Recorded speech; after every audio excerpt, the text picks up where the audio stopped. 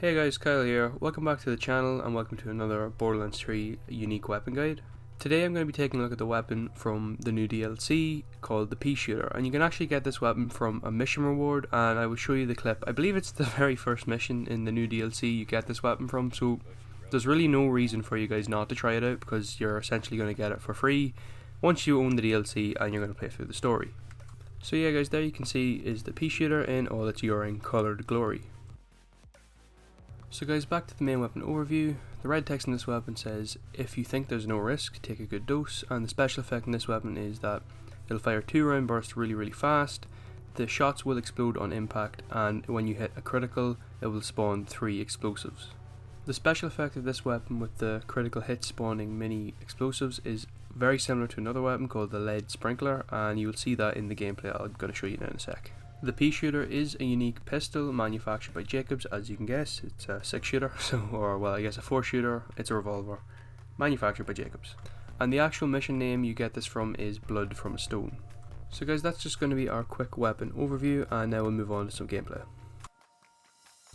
So guys, you can see here I'm on Athena's again, on Mayhem 10, and there's no negative or positive modifiers on right now. We're going to use Fadeaway to start off here, and we're just going to lay into these badass heavyweights, and you can see this gun is actually making pretty quick work of these.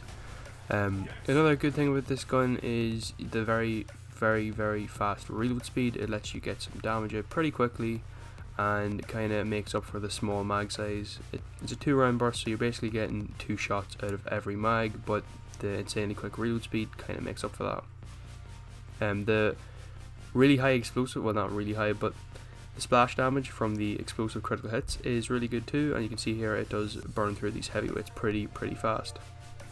So now that they're both taken care of, we're going to move on to the more smaller enemies. Hipfire of this weapon was actually surprisingly accurate, and you can see here not much recoil at all. Oh, we got another heavyweight coming in. You can see when you go into fadeaway, you really start taking advantage of those explosive critical hits, and you can it gets kind of crazy from time to time. Oh, we've got a lot of heavyweights today, so I guess we can just tear through these pretty quickly though. I usually have a hard time hitting the critical hits on these guys, but with this weapon it actually didn't feel too bad. I was able to do it from the hip, from range. Yeah, it felt like a really good weapon to shoot. And I currently still have it equipped on my main loadout, that and the Robin Skull, so I've been using them to work my way through the new DLC. And I have to say, so far I'm really enjoying the 2 weapons. Burn through that guy, got another enemy over here.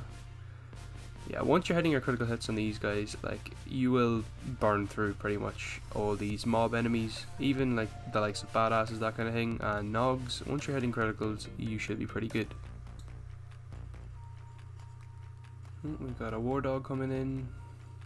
Here he is. I'm trying to hip fire him.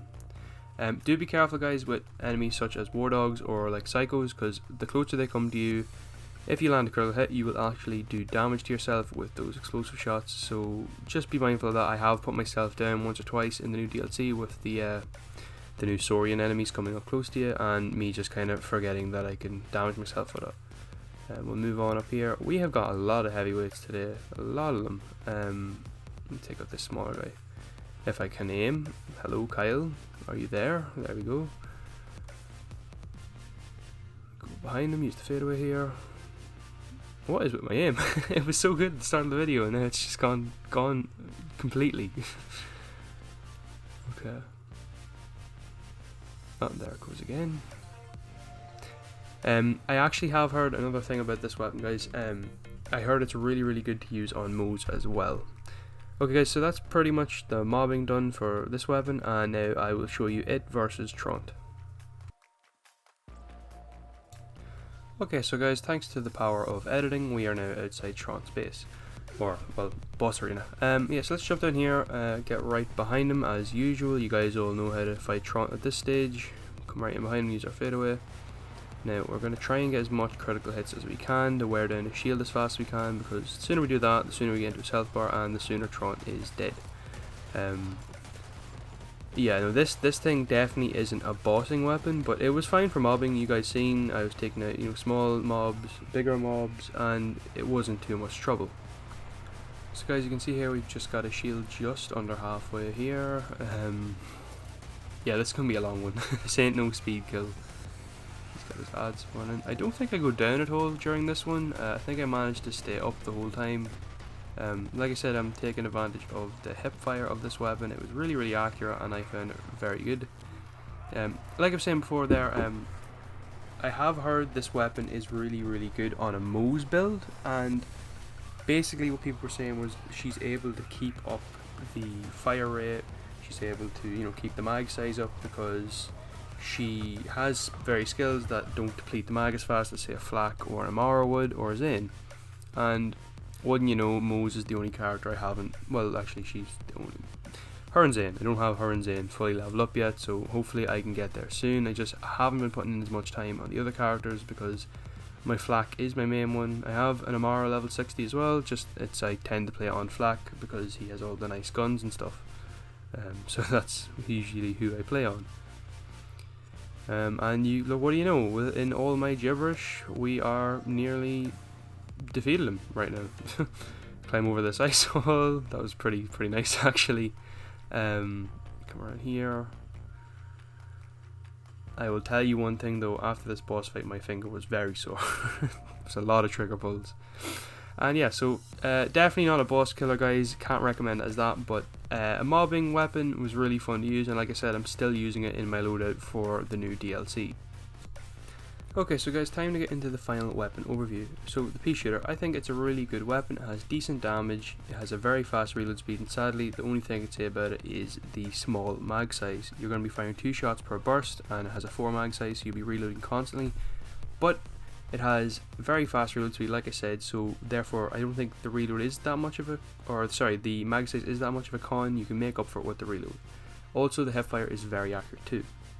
So guys, that is pretty much the weapon overview. You may as well pick this up as it is a mission reward for the very first mission inside of the DLC, and my throat is getting hoarse for some reason. Yeah, so guys, that is going to be all for me today. This is just a quick unique weapon guide for you guys, and I really hope you did enjoy.